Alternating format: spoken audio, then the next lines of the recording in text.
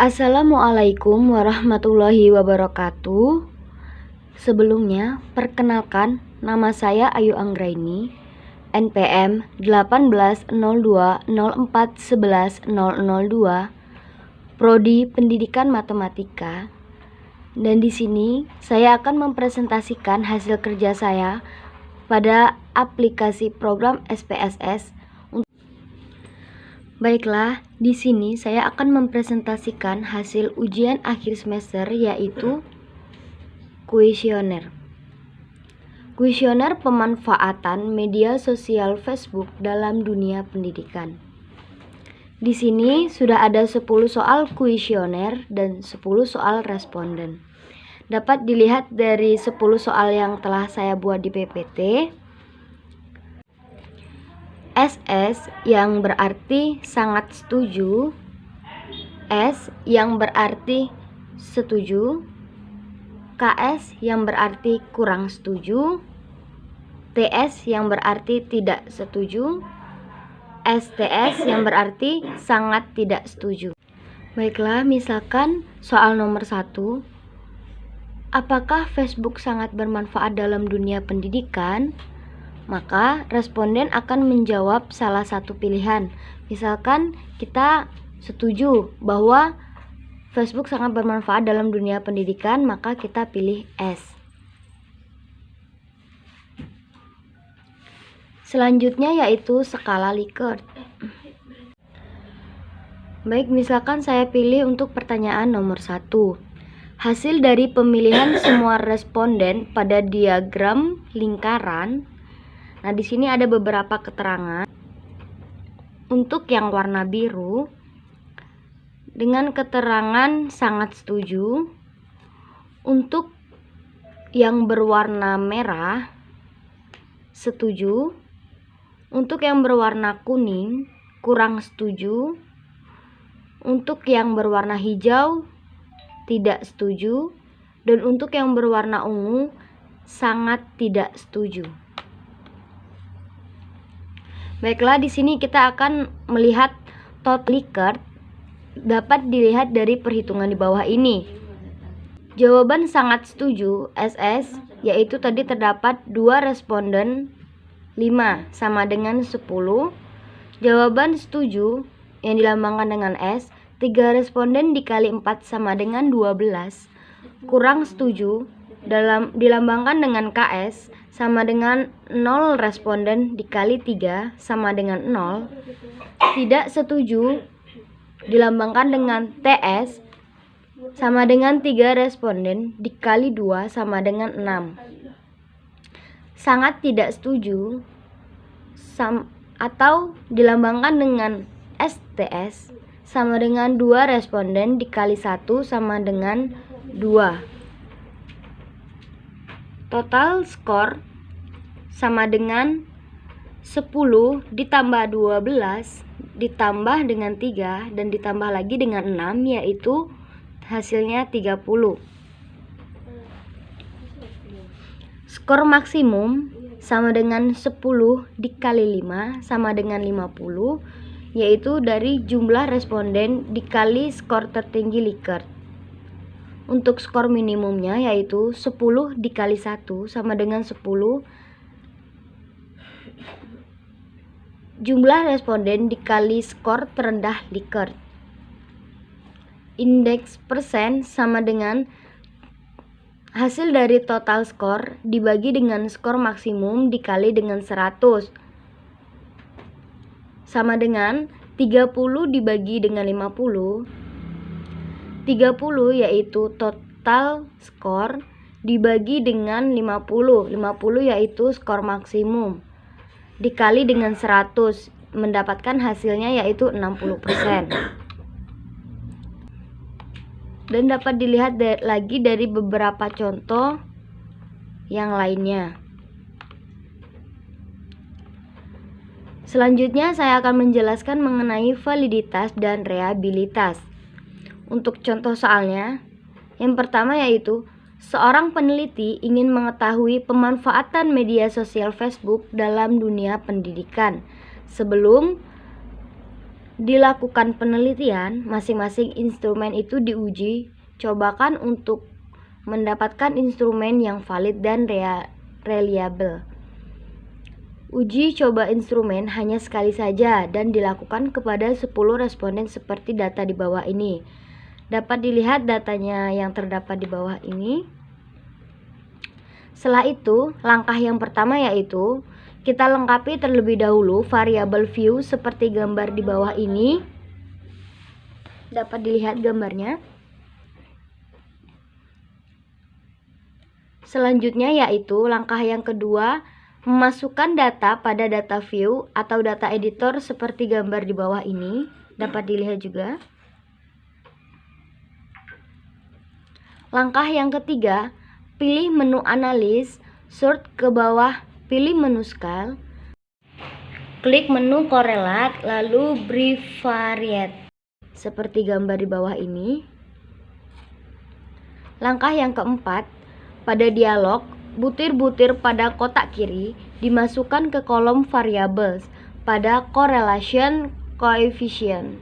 Pilih person pada kotak dialog test of significance, pilih one-tiled. Selanjutnya tekan OK. Langkah yang kelima, akan muncul hasil output seperti gambar di bawah ini. Dapat dilihat hasil pada output tersebut.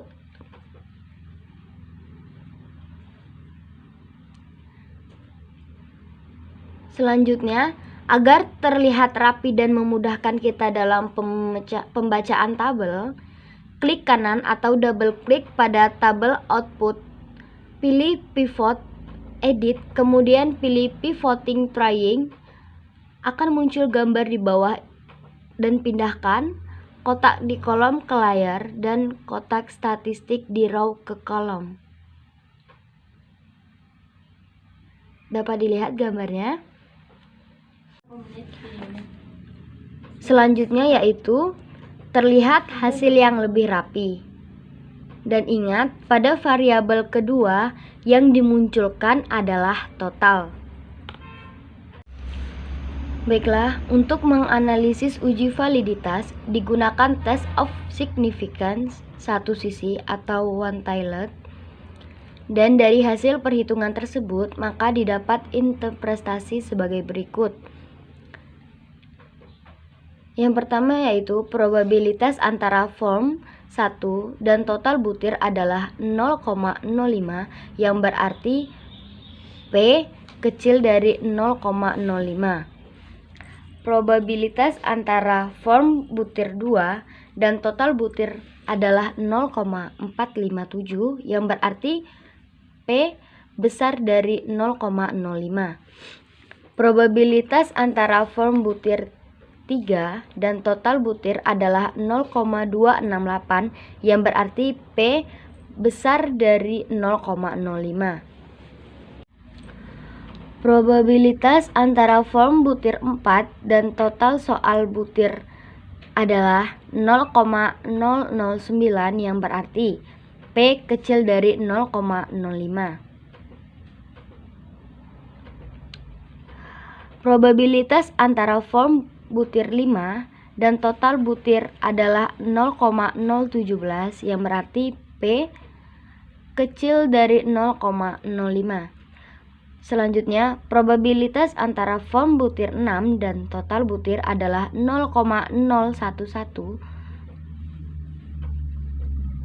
yang berarti probabilitas antara form butir 6 dan total butir adalah 0,011 yang berarti P kecil dari 0,05. Probabilitas antara form butir 7 dan total butir adalah 0,046 yang berarti P besar dari 0,05 yang berarti P kecil dari 0,05. Probabilitas antara form butir 8 dan total butir adalah 0,269 yang berarti P besar dari 0,05.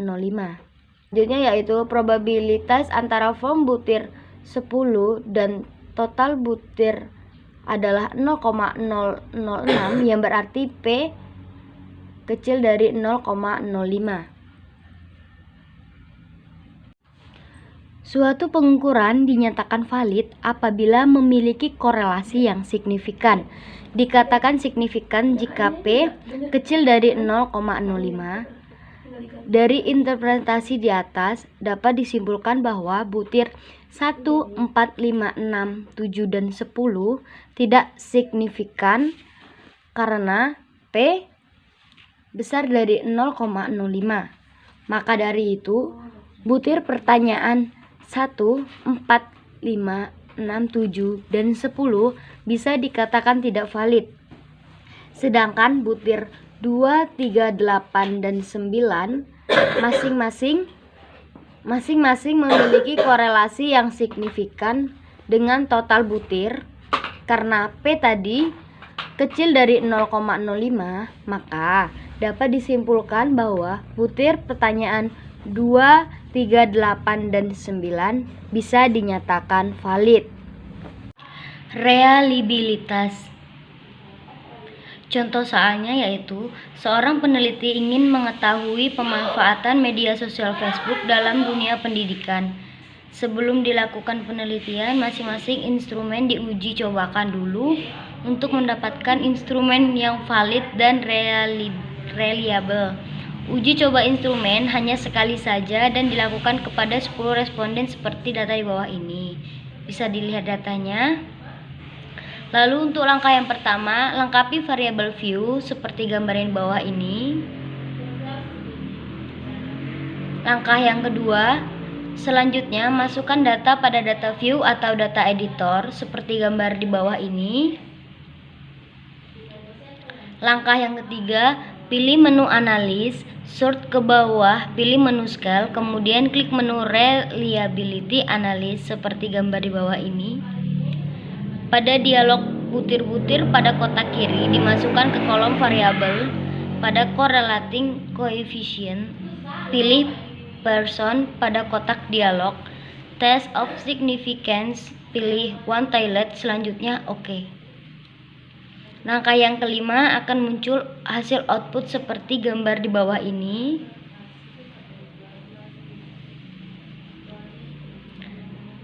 Dan untuk responden yang diteliti pada uji coba kuesioner berjumlah 10, N sama dengan 10, dan semua data yang ada yang exclude atau dikeluarkan dari analisis, nilai alpha Cronbach adalah 0,659 dengan jumlah pertanyaan 10 butir. Nilai R tabel untuk diuji dua sisi pada taraf kepercayaan 95% atau signifikansi 5% sama dengan P sama dengan 0,05 dapat dicari berdasarkan jumlah responden oleh karena nilai alpha Cronbach 0,659, maka kuesioner yang diuji memiliki tingkat reliabilitas yang cukup erat.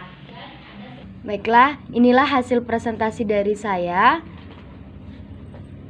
Saya akhiri, wabillahi taufik wal hidayah. Wassalamualaikum warahmatullahi wabarakatuh. Terima kasih dan semoga bermanfaat.